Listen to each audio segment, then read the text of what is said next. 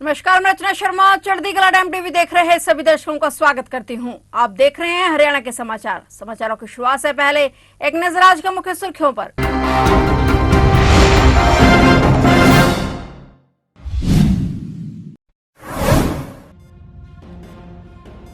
CM Saini ने दी team India को बधाई, बोले हम सबको भारतीय टीम पर गर्व। भारतीय क्रिकेट टीम की जीत के बाद सीएम सैनी ने जताई खुशी।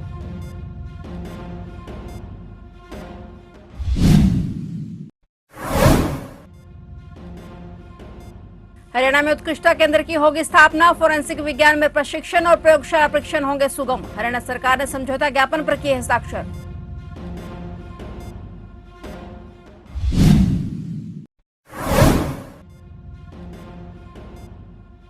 पंद्रह दिनों में भाजपा के 5 केंद्रीय नेताओं की कमेटी पूरे प्रदेश को नापेगी, कार्यकर्ताओं से लेंगे फीडबैक। चुनावों को लेकर भाजपा ने लगाई पूरी ताकत।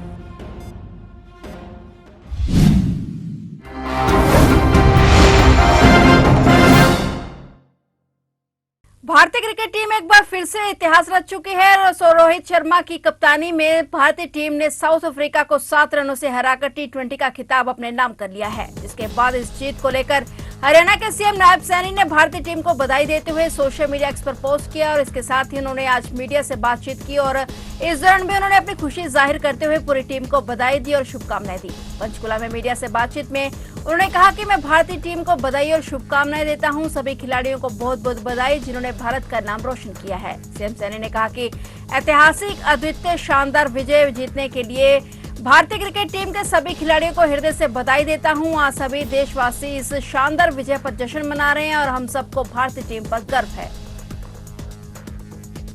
हरियाणा में चिन्हित अपराध मामलों के लिए फोरेंसिक विज्ञान में प्रशिक्षण और प्रयोगशाला परीक्षण सुविधाओं में उत्कृष्टता केंद्र की स्थापना हेतु हरियाणा सरकार तथा राष्ट्रीय फोरेंसिक विज्ञान विश्वविद्यालय गांधीनगर गुजरात के बीच एक समझौता ज्ञापन पर हस्ताक्षर किए गए। इस अवसर पर केंद्रीय गृह मंत्री अमित शाह, केंद्रीय ऊर्जा, आवास और शहरी मामलों के मंत्री मनोहर लाल खट्टर, हरियाणा के मुख्यमंत्री नायब सिंह सैनी और हरियाणा विधानसभा के अध्यक्ष ज्ञानचंद गुप्ता सहित अन्य मंत्रीगण और वरिष्ठ अधिकारी उपस्थित रहे। इस एमओयू का उद्देश्य फोरेंसिक और अभियोजन प्रशिक्षण, अनुसंधान और फोरेंसिक नमूना के परीक्षण के क्षेत्र में सहयोगात्मक गतिविधियों के विकास को आसान और मजबूत बनाना है। केंद्रीय गृह मंत्री अमित शाह ने हरियाणा में फोरेंसिक विज्ञान में प्रशिक्षण और प्रयोगशाला परीक्षण सुविधाओं के लिए लगभग 50 एकड़ में स्थापित किए जाने वाला उत्कृष्टता केंद्र में एक ट्रेनिंग इंस्टीट्यूट की स्थापना करने का प्रस्ताव रखते हुए कहा कि केंद्र सरकार इसकी स्थापना के लिए पूरी व्यवस्था करेगी। मैं हरियाणा सरकार को बहुत बहुत अभिनंदन करना चाहता हूं, क्योंकि एनएफएसयू के साथ जोड़कर क्रिमिनल जस्टिस सिस्टम को एक वैज्ञानिक आधार देने का आपने फैसला किया है और जो 3 कानून जो अंग्रेजों के समय से इस देश की क्रिमिनल जस्टिस सिस्टम को गवर्न करते थे, ये 3 कानूनों में हमने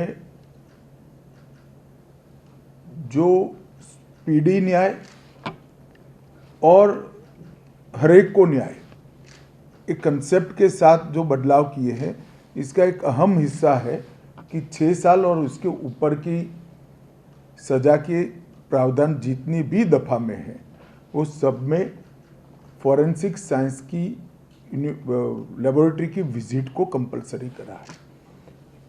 अब ये कानून को धरातल पर उतारना है तो हमें इसके लिए ह्यूमन रिसोर्स की रचना अभी से करनी पड़ेगी और इस दृष्टिकोण के साथ ही नेशनल फॉरेंसिक साइंस यूनिवर्सिटी को आगे बढ़ाया गया था।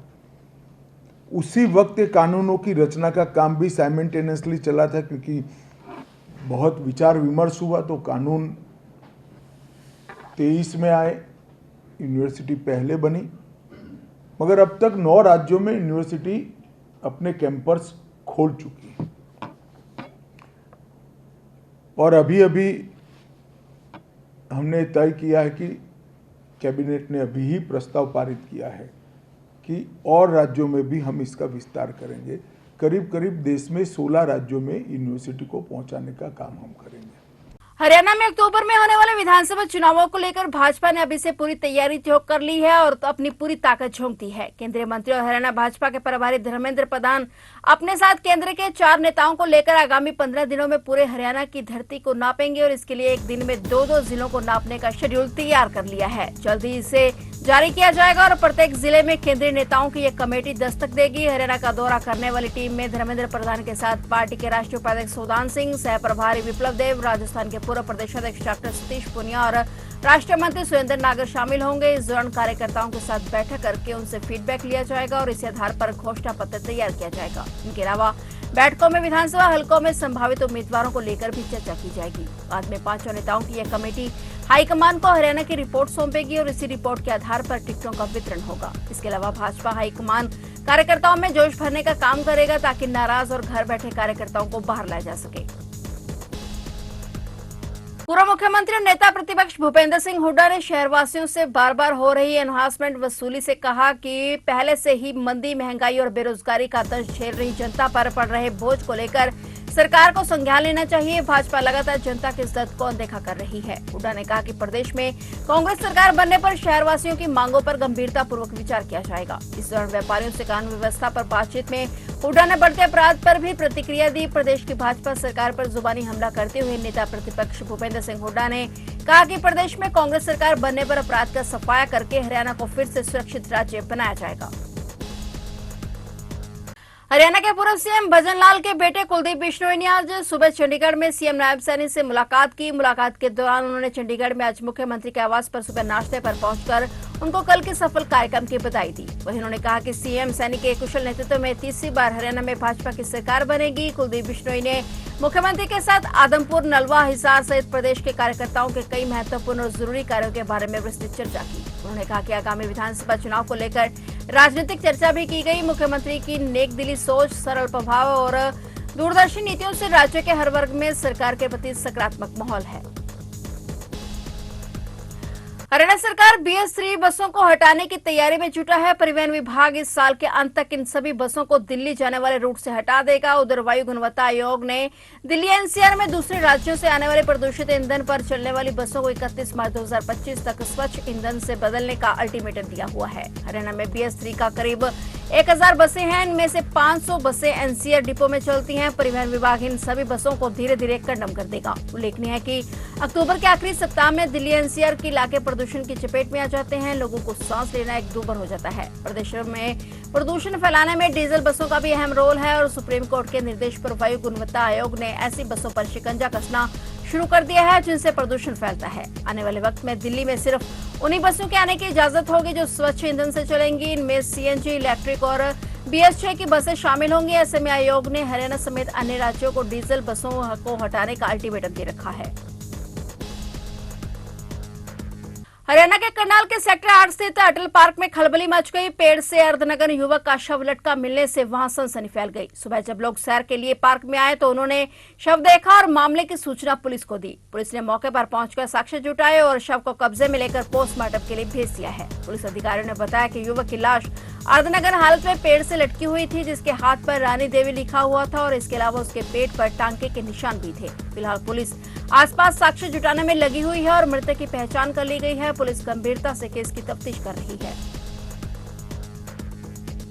पानीपत जिले के गांव मथरौली में शराब ठेके पर लूट की वारदात को अंजाम दिया गया। बाइक सवार 3 बदमाश आए, जिनमें से 2 के ठेके के अंदर घुसने पर बदमाशों ने सेल्समैन के सिर पर पिस्तौल की बट मारी और बदमाशों ने ठेके की सेल के रुपए के अलावा सेल्समैन का पर्स भी लूट लिया। उसके बाद तीनों बदमाश मौके से भाग गए। मामले की शिकायत पुलिस को दी गई। पुलिस ने शिकायत के आधार पर लूट आर्म्स एक्ट का मामला दर्ज कर लिया है। शिकायतकर्ता ने बताया कि 2 युवकों ने अपना मुंह कपड़े से बांधा हुआ था, जिन्होंने ठेके के दरवाजे में अंदर की ओर से हाथ डालकर कुंडी खोल ली और इसके बाद वे भीतर घुस गए। एक बदमाश के हाथ में चाकू और दूसरे के हाथ में देसी पिस्तौल थी और इसके बाद गत्ते की पेटी में रखा करीब 20,000 का कैश लूट लिया और उसकी जेब से भी पर्स निकाल लिया गया।